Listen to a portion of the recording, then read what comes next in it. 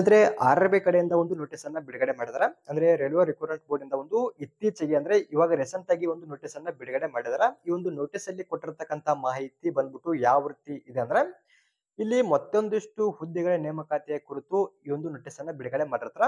ಯಾವ ಒಂದು ಇಲಾಖೆಗಳಲ್ಲಿ ಹುದ್ದೆಗಳು ಖಾಲಿ ಇರ್ತಾವ, ಯಾವ ಒಂದು ಕೆಟಗರಿಗೆ ಸಂಬಂಧಪಟ್ಟಂತ ಹುದ್ದೆಗಳು ಬರ್ತಾವ, ಮತ್ತೆ ಯಾವ ಒಂದು ಹುದ್ದೆಗಳಿವೆ, ಮತ್ತೆ application starting date, last date ಅದರ ಬಗ್ಗೆ ಸಂಪೂರ್ಣವಾದ ಮಾಹಿತಿಯನ್ನ ಕೊಟ್ಟಿರ್ತಾರ. ಈ ಒಂದು ನೋಟಿಸ್ ಅಲ್ಲಿ ಕೊಟ್ಟಿರ್ತಕ್ಕಂತ ಮಾಹಿತಿ ಯಾವ ರೀತಿ ಇದೆ ಅದರ ಬಗ್ಗೆ ನಿಮಗೆ ಸಂಪೂರ್ಣವಾಗಿ ತಿಳಿಸಿಕೊಡ್ತೀನಿ. ಅದೇ ರೀತಿ ಒಂದು ವಿಡಿಯೋನ ಯಾರಾದ್ರೂ ಹೊಸದಾಗಿ ನೋಡ್ತಿದ್ರೆ ಸಬ್ಸ್ಕ್ರೈಬ್ ಮಾಡ್ಕೊಳ್ಳಿ. ಇಲ್ಲಿ ಮೊದಲಾಗಿ ಈ ಒಂದು ಆರ್‌ಆರ್‌ಬಿ ಬಿಡುಗಡೆ ಮಾಡಿರ್ತಕ್ಕಂತ ಒಂದು ನೋಟಿಸ್ ಬಂದ್ಬಿಟ್ಟು ಯಾವುದಕ್ಕೋಸ್ಕರ ಬಿಡುಗಡೆ ಮಾಡಿದಾರೆ ಅಂದ್ರ ಇಲ್ಲಿ ನೇಮಕಾತಿಯ ಕುರಿತು ಒಂದು ನೋಟಿಸ್ ಅನ್ನ ಬಿಡುಗಡೆ ಮಾಡಿರ್ತಾರ. ಇಲ್ಲಿ ನೋಡಿ ನೀವು various post of ministerial and isolated ಕ್ಯಾಟಗರಿಯಲ್ಲಿ ಒಂದು ಹುದ್ದೆಗಳ ನೇಮಕಾತಿಯನ್ನ ಮಾಡ್ತಾ ಇದಾರೆ. ಈ ಒಂದು ಹುದ್ದೆಗಳಿಗೆ ಸಂಬಂಧಪಟ್ಟಂತೆ ನಾವು ಇಲ್ಲಿ ಆನ್ಲೈನ್ ಮೂಲಕ ಅಪ್ಲಿಕೇಶನ್ ಹಾಕಬೇಕು. ಇನ್ನೂ ಅರ್ಜಿನ ಸಲ್ಲಿಸೋದಕ್ಕೆ ಪ್ರಾರಂಭವಾಗಿಲ್ಲ.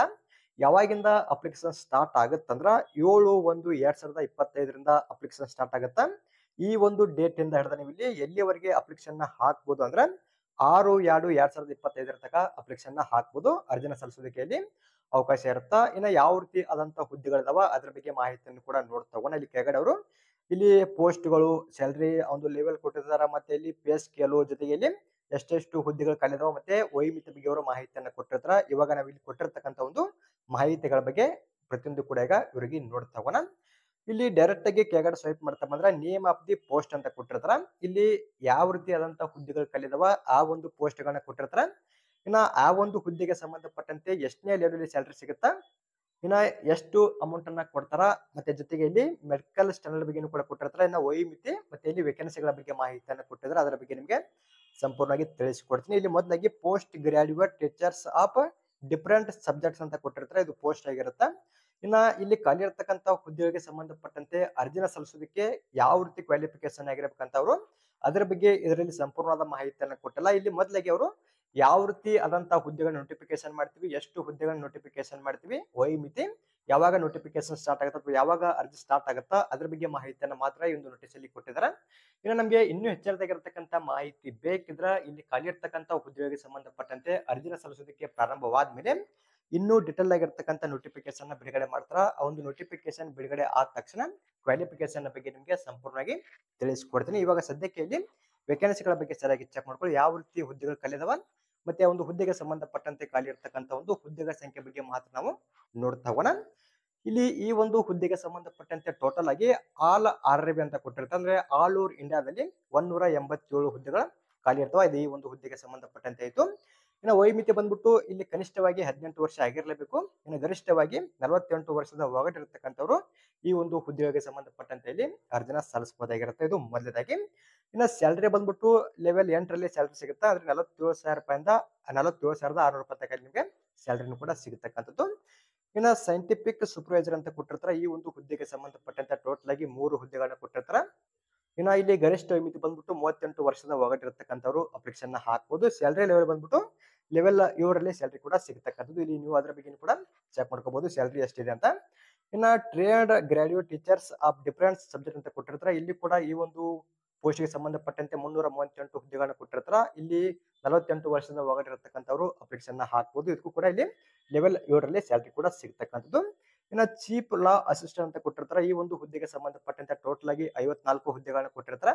ಇನ್ನ 43 ವರ್ಷದ ಒಳಗಿರತಕ್ಕಂಥವ್ರು ಅಪ್ಲಿಕೇಶನ್ ಹಾಕಬಹುದು. ಇನ್ನ ಪಬ್ಲಿಕ್ ಪ್ರಾಸಿಕ್ಯೂಟರ್ ಅಂತ ಕೊಟ್ಟಿರ್ತಾರೆ. ಈ ಒಂದು ಹುದ್ದೆಗೆ ಸಂಬಂಧಪಟ್ಟಂತೆ 20 ಹುದ್ದೆಗಳನ್ನ ಕೊಟ್ಟಿರ್ತಾರೆ. ಇಲ್ಲಿ 35 ವರ್ಷದ ಒಳಗಿರತಕ್ಕಂಥವ್ರು ಅಪ್ಲಿಕೇಶನ್ ಹಾಕಬಹುದು. ಇದು ಕೂಡ ಸೇಮ್ ಇರುತ್ತೆ. ಲೆವೆಲ್ 7ರಲ್ಲಿ ಸ್ಯಾಲರಿ ಸಿಗುತ್ತೆ. ಇನ್ನ ಇದಾದ್ಮೇಲೆ ಇಲ್ಲಿ ಫಿಸಿಕಲ್ ಟ್ರೈನಿಂಗ್ ಇನ್ಸ್ಟ್ರಕ್ಟರ್ ಅಂತ ಕೊಟ್ಟಿರ್ತಾರ. ಇಂಗ್ಲಿಷ್ ಮೀಡಿಯಂ ಈ ಒಂದು ಹುದ್ದೆಗೆ ಸಂಬಂಧಪಟ್ಟಂತೆ 18 ಹುದ್ದೆಗಳನ್ನ ಕೊಟ್ಟಿರ್ತಾರ. 48 ವರ್ಷದ ಒಳಗಿರತಕ್ಕಂಥವ್ರು ಅಪ್ಲಿಕೇಶನ್ ಹಾಕಬಹುದು. ಇನ್ನ ಈ ಒಂದು ಹುದ್ದೆಗೆ ಸಂಬಂಧಪಟ್ಟಂತೆ ಕೂಡ ಲೆವೆಲ್ 7ರಲ್ಲಿ ಸ್ಯಾಲರಿಯಲ್ಲಿ ಸಿಗತಕ್ಕಂಥದ್ದು. ಇನ್ನ ಇದಾದ್ಮೇಲೆ ಸೈಂಟಿಫಿಕ್ ಅಸಿಸ್ಟೆಂಟ್ ಅಥವಾ ಟ್ರೈನಿಂಗ್ ಅಂತ ಕೊಟ್ಟಿರ್ತಾರೆ. ಈ ಒಂದು ಹುದ್ದೆಗೆ ಸಂಬಂಧಪಟ್ಟಂತೆ ಟೋಟಲ್ ಆಗಿ 2 ಹುದ್ದೆಗಳನ್ನ ಕೊಟ್ಟಿರ್ತಾರ. ಇಲ್ಲಿ 38 ವರ್ಷದ ಒಳಗಿರತಕ್ಕಂಥವ್ರು ಅಪ್ಲಿಕೇಶನ್ ಹಾಕಬಹುದು. ಇನ್ನ ಸ್ಯಾಲರಿ ಲೆವೆಲ್ ಬಂದ್ಬಿಟ್ಟು ಲೆವೆಲ್ 6 ಅಲ್ಲಿ ಸ್ಯಾಲರಿ ಕೂಡ ಸಿಗತಕ್ಕಂಥದ್ದು. ಇದು ಇಲ್ಲಿಂದ ಹಿಡಿದ ಈ ಒಂದು ಹುದ್ದೆಯ ತನಕ ಲೆವೆಲ್ 6 ಅಲ್ಲಿ ಸ್ಯಾಲರಿಯನ್ನ ಕೊಡ್ತಾರೆ. ನಂತರ ಇಲ್ಲಿ ಜೂನಿಯರ್ ಟ್ರಾನ್ಸ್ಲೇಟರ್ ಹಿಂದಿಗೆ ಸಂಬಂಧಪಟ್ಟಂತೆ ಟೋಟಲ್ ಆಗಿ 130 ಹುದ್ದೆಗಳು ಖಾಲಿ ಇರ್ತವ. ಇನ್ನ ಇಲ್ಲಿ ಗರಿಷ್ಠವಾಗಿ 36 ವರ್ಷದ ಒಳಗಿರತಕ್ಕಂಥವ್ರು ಅಪ್ಲಿಕೇಶನ್ ಹಾಕಬಹುದಾಗಿರುತ್ತೆ. ಇನ್ನ ಇದಾದ್ಮೇಲೆ ಇಲ್ಲಿ ಸೀನಿಯರ್ ಪಬ್ಲಿಸಿಟಿ ಇನ್ಸ್ಪೆಕ್ಟರ್ ಅಂತ ಕೊಟ್ಟಿರ್ತಾರೆ. ಈ ಒಂದು ಹುದ್ದೆಗೆ ಸಂಬಂಧಪಟ್ಟಂತೆ ಇಲ್ಲಿ ಟೋಟಲ್ ಆಗಿ 3 ಹುದ್ದೆಗಳನ್ನ ಕೊಟ್ಟಿದ್ದಾರೆ. ಇಲ್ಲಿ ಕೂಡ ಸೇಮ್ ರೀತಿಯಾಗಿ 36 ವರ್ಷದ ಒಳಗಿರತಕ್ಕಂಥವ್ರು ಅಪ್ಲಿಕೇಶನ್ ಹಾಕಬಹುದು. ಇನ್ನ ಇದಾದ್ಮೇಲೆ ಇಲ್ಲಿ ಸ್ಟಾಫ್ ಅಂಡ್ ವೆಲ್ಫೇರ್ ಇನ್ಸ್ಪೆಕ್ಟರ್ ಅಂತ ಕೊಟ್ಟಿರ್ತಾರೆ. ಈ ಒಂದು ಹುದ್ದೆಗೆ ಸಂಬಂಧಪಟ್ಟಂತೆ ಟೋಟಲ್ ಆಗಿ 59 ಹುದ್ದೆಗಳು ಖಾಲಿ ಇರ್ತವೆ. ಇಲ್ಲಿ ಕೂಡ ಸೇಮ್ ಇದೇ ರೀತಿಯಾಗಿ 36 ವರ್ಷದ ಒಳಗಿರತಕ್ಕಂಥವ್ರು ಅಪ್ಲಿಕೇಶನ್ ಹಾಕ್ಬೋದು. ಇನ್ನ ಲೈಬ್ರರಿಯನ್ ಅಂತ ಕೊಟ್ಟಿರ್ತಾರೆ. ಈ ಒಂದು ಹುದ್ದೆಗೆ ಸಂಬಂಧಪಟ್ಟಂತೆ 10 ಹುದ್ದೆಗಳನ್ನ ಕೊಟ್ಟಿದ್ದಾರೆ. ಇನ್ನ ಇದಾದ್ಮೇಲೆ ಇಲ್ಲಿ 33 ವರ್ಷದ ಒಳಗಿರತಕ್ಕಂಥವ್ರು ಈ ಒಂದು ಹುದ್ದೆಗೆ ಸಂಬಂಧಪಟ್ಟಂತೆ ಅಪ್ಲಿಕೇಶನ್ ಹಾಕ್ಬೋದು. ಇನ್ನು ಮ್ಯೂಸಿಕ್ ಟೀಚರು ಇದು ಮಹಿಳಾ ಅಭ್ಯರ್ಥಿ ಸಂಬಂಧಪಟ್ಟಂತೆ ಕೊಟ್ಟಿರ್ತಾರೆ. ಇಲ್ಲಿ ಟೋಟಲ್ ಆಗಿ 3 ಹುದ್ದೆಗಳನ್ನ ಕೊಟ್ಟಿದ್ದಾರೆ. ಇಲ್ಲಿ 48 ವರ್ಷದ ಒಳಗಿರತಕ್ಕಂಥವ್ರು ಅಪ್ಲಿಕೇಶನ್ ಹಾಕ್ಬೋದು. ಇನ್ನ primary railway teacher of different subject ಅಂತ ಕೊಟ್ಟಿರ್ತಾರೆ. ಈ ಒಂದು ಹುದ್ದೆಗೆ ಸಂಬಂಧಪಟ್ಟಂತೆ ಟೋಟಲ್ ಆಗಿ 188 ಹುದ್ದೆಗಳನ್ನ ಕೊಟ್ಟಿದ್ದಾರೆ. ಇಲ್ಲಿ ಅವರು ಡಿಫರೆಂಟ್ ಸಬ್ಜೆಕ್ಟ್ ಅಂತ ಕೊಟ್ಟಿರ್ತಾರಲ್ಲ, ಇದ್ರ ಬಗ್ಗೆ ಅವರು ಡೈರೆಕ್ಟ್ ಆಗಿ ನೋಟಿಫಿಕೇಶನ್ ಅಲ್ಲಿ ಕೊಟ್ಟಿರ್ತಾರೆ. ಯಾವ ಒಂದು ಸಬ್ಜೆಕ್ಟ್ ಗೆ ಎಷ್ಟೆಷ್ಟು ಹುದ್ದೆಗಳು ಖಾಲಿ ಇರ್ತವ, ಮತ್ತೆ ಯಾವ ಒಂದು ಅರ್ಬಿಯಲ್ಲಿ ಎಷ್ಟೆಷ್ಟು ಹುದ್ದೆಗಳು ಖಾಲಿ ಇರ್ತವ ಅದರ ಬಗ್ಗೆ ಸಂಪೂರ್ಣವಾದ ಮಾಹಿತಿಯನ್ನು ಕೊಟ್ಟಿರ್ತಾರೆ.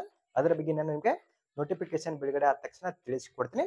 ಇನ್ನ ಇದಾದ್ಮೇಲೆ ಇಲ್ಲಿ ಅಸಿಸ್ಟೆಂಟ್ ಟೀಚರ್ ಅಂತ ಕೊಟ್ಟಿರ್ತಾರೆ. ಇದು ಕೂಡ ಮಹಿಳೆಯರಿಗೆ ಸಂಬಂಧಪಟ್ಟಂತೆ ಕೊಟ್ಟಿರ್ತಾರೆ. ಜೂನಿಯರ್ ಸ್ಕೂಲ್ ಅಂತ ಕೊಟ್ಟಿದ್ದಾರೆ. ಈ ಒಂದು ಹುದ್ದೆಗೆ ಸಂಬಂಧಪಟ್ಟಂತೆ ಇಲ್ಲಿ ಟೋಟಲ್ ಆಗಿ 2 ಹುದ್ದೆಗಳು ಖಾಲಿ ಇರ್ತಾವ. 48 ವರ್ಷದ ಒಳಗಿರತಕ್ಕಂಥವ್ರು ಅಪ್ಲಿಕೇಶನ್ ಹಾಕ್ಬೋದು. ಇನ್ನ ಲ್ಯಾಬೊರೇಟರಿ ಅಸಿಸ್ಟೆಂಟ್ ಅಂತ ಕೊಟ್ಟಿರ್ತಾರೆ. ಸ್ಕೂಲ್ ಅಂತ ಕೊಟ್ಟಿರ್ತಾರೆ ಮುಂದ್ಗಡೆಯಲ್ಲಿ. ಈ ಒಂದು ಹುದ್ದೆಗೆ ಸಂಬಂಧಪಟ್ಟಂತೆ 7 ಹುದ್ದೆಗಳನ್ನ ಕೊಟ್ಟಿರ್ತಾರೆ. ಇಲ್ಲಿ ಕೂಡ 48 ವರ್ಷದ ಒಳಗಿರತಕ್ಕಂಥ ಅಪ್ಲಿಕೇಶನ್ ಹಾಕ್ಬೋದು. ಇಲ್ಲಿ ಟೋಟಲ್ ಆಗಿ ಅಂದ್ರೆ ಸ್ಯಾಲರಿ ಲೆವೆಲ್ ಬಂದ್ಬಿಟ್ಟು 4ನೇ ಲೆವೆಲ್ ಅಲ್ಲಿ ಸ್ಯಾಲರಿನೂ ಕೂಡ ಸಿಗತಕ್ಕಂಥದ್ದು.